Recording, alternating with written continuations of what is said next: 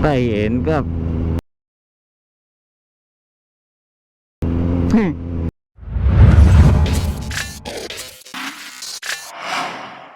Ayun, so welcome back po sa ating channel. Para sa video natin ngayong araw, ano lang, pupunta lang tayo sa may Forma Bike Point. Syempre, as always, our trusted mechanic pagdating sa mga big bikes natin. Our trusted shop pala. Papa-PMS lang natin tong 4R. Ano na kasi siya? Ayan, 777 km.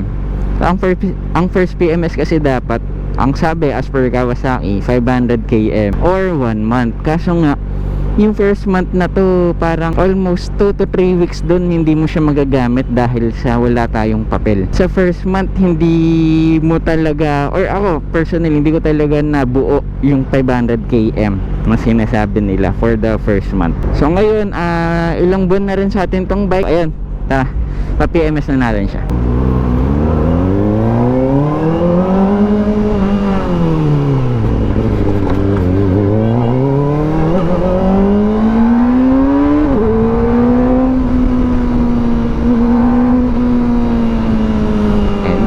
NCAP.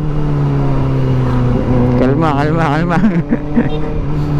Ayan, sa habang bumabiyahe tayo papunta sa Forma Bike Point pa sa Mandaluyong. So alam, pag-usapan natin yung mga nangyayari ba sa mundo ngayon, specifically sa motorcycle world. So, simulan na natin dun sa isa sa pinaka naging viral na involve ang riding community sa mga road rage. Unang-una dyan yung sa Marilake, merong road rage incident doon. Nagkaroon sila ng parang girian, ng alitan sa daan hanggang sa lumala yung tensyon, tapos umabot sa point na bumunot ng barel yung naka 4 wheels at nagpaputok. Sumunod naman is yung You Tell Me.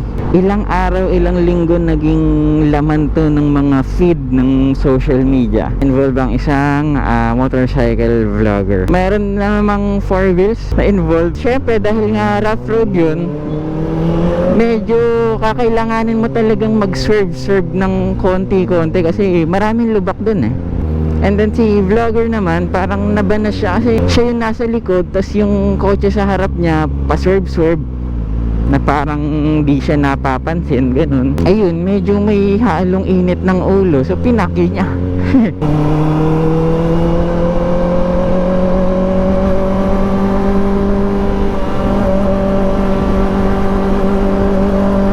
Sana pa ba? Ang daming nangyayari sa mundo na involve ang pagmumotor. Meron pa yung mga ibang vlogger na sa probinsya nagsusuperman ng naka-sando pati naka-brief. Tapos nitong recent lang, meron atang isang vlogger na naman na rider na naka-dress. Tapos nag-video siya ng sarili niya na motor habang naka-dress, walang helmet, naka-heels lang ata or chinelas. Hindi ko alam yung pinaka-details, pero yun yung idea. Kaya dahil dyan, makikita nyo, dahil dyan, masyadong mainit ang motorcycle world ngayon sa Pilipinas. So si LTO naglabas siya ng parang action na maglalabas siya ng mga SEO or show cause order sa mga vloggers na nakikita nilang lumalabag sa mga batas sa daan. So dahil sa mga naging ganap, masyadong uminit yung mga riders, yung mga motovloggers sa mata ng LTO para maghigpit. Dagdag pa niyan yung bagong NCAP. Highly impacted kasi dito sa NCAP is yung mga kapwa natin riders din.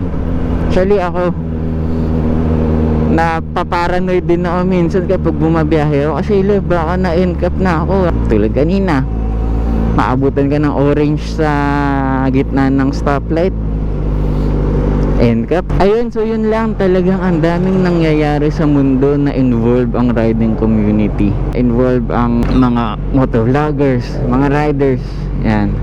So support ka pre. Uy, hindi So yun lang naman, di ba? So kayo ba, ano ba masasabi niyo sa mga ganap ngayon? Kasi ang dami na masyado para sa 2025. Di ba 2025 lang nangyari yung mga yan? Ang dami, promise na talagang nakaka-overwhelm para sa mga riders. I mean ako, na-overwhelm ako, ang dami nangyayari. Kaya hindi rin ako masyado makapag-vlog kasi parang ang init ng mga riders sa daan ngayon. I mean, hindi man riders yung mga may init ulo, mainit tayo sa mata ng publiko, diba? So yun lang yung concern kasi kapag meron tayong mga fellow riders na hindi talaga or makukulit talaga, diba? So, ako hindi naman ako nagmamalinis kasi talagang may mga pagkakataon na nangangamote rin ako. Legit yan, inaamin ko yan dati, pero as much as I can, hindi ko na ginagawa nang may camera. Diba, may mga kamote moments pa rin naman tayo dyan. Siyempre, aminado ako dun, hindi ko dinideny. Pero yun naman yung mga manageable na kamote moments lang. Hindi naman siya yung mga malalala. Hindi rin naman ako nag-road rage, wala akong road rage So ayun lang, yun lang naman yung gusto kong pag-usapan. Nalapit na rin tayo sa may Forma Bike Point. Balik tayo kapag nandun na. A few inches later. Yan tayo yung una. Tayo ata yung first. Uy.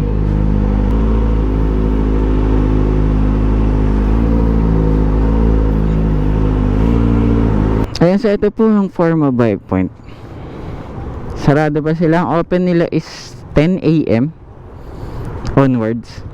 So nakarating ako mga 9:30. Syempre, advance tayo mag-isip. Ayun po, nakasalang na rin tayo dito sa loob. Yan, nagbukas na sila. Meron tayong kambal dito.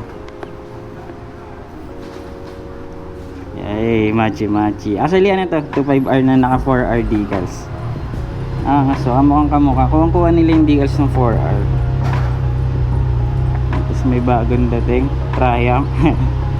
At tapos ito na yung 4R natin. Na-drain na yun lang. Mas kita nyo naman. Yan na, nakasalang na siya. Ang gagamitin atang langis is ito yung mga AMS oil. Andun, wait lang, asan ba? Ito, AMS oil na 40. 10W40. Yan, AMS oil. Tatlo yan. Oil filter. So mamaya pakita natin kung magkano yung total. PMS lang, wala akong ibang papalagay, wala akong ibang papa-install. So basic PMS langis, pati oil filter, pati yung labor. Mamaya pakita ko sa inyo magkano lahat para kung kayo interested kayo magpa PMS din dito. Yan, goods yan, legit yan mo. Umagang umaga meron agad tayong dalawang customer, di ba? So holiday pa ngayon. Then, pakita rin natin dito yung mga budol nilang items. Kasi marami dito pang 4R eh.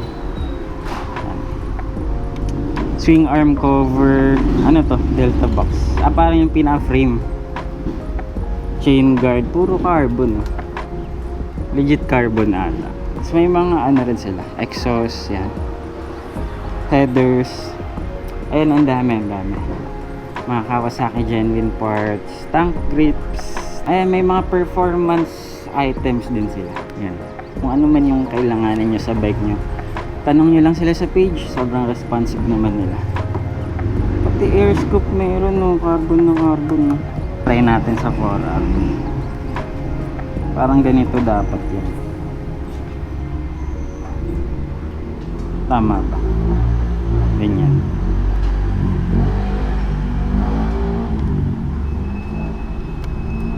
Pugi. Tapos eto, may nakita pa tayong isa. Carbon ulit na winglet, pero para sa likod ata to. Mas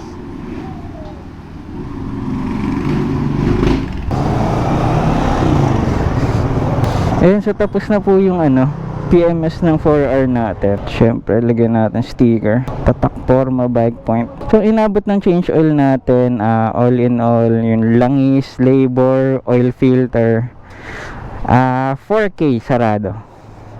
Lahat na yun. May kasabay na rin na linis ng chain, linis na lang kadena natin, no. Tapos yung iba pang mga check up, actually isa pa dun yung parang kumbaga magiging free yung advice eh. Kasi yan sina Sir Oms talagang, pati Sir Nel talagang ang tagal na netong Forma Bike Point, diba?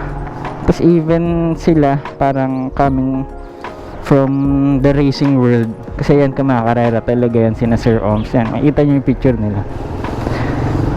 Talagang mga taong truck yan, kumbaga. Laki sa race truck yan. So parang from a professional's perspective, makakuha kayo ng advice dito. Ay, so bago pa tayo abutan ng ulan, do medyo maaraw naman ngayon, pero ang daming ulap. Biyahe na tayo pa uwi. Maraming salamat po sa tapos na itong video. See you po sa next. Maraming salamat.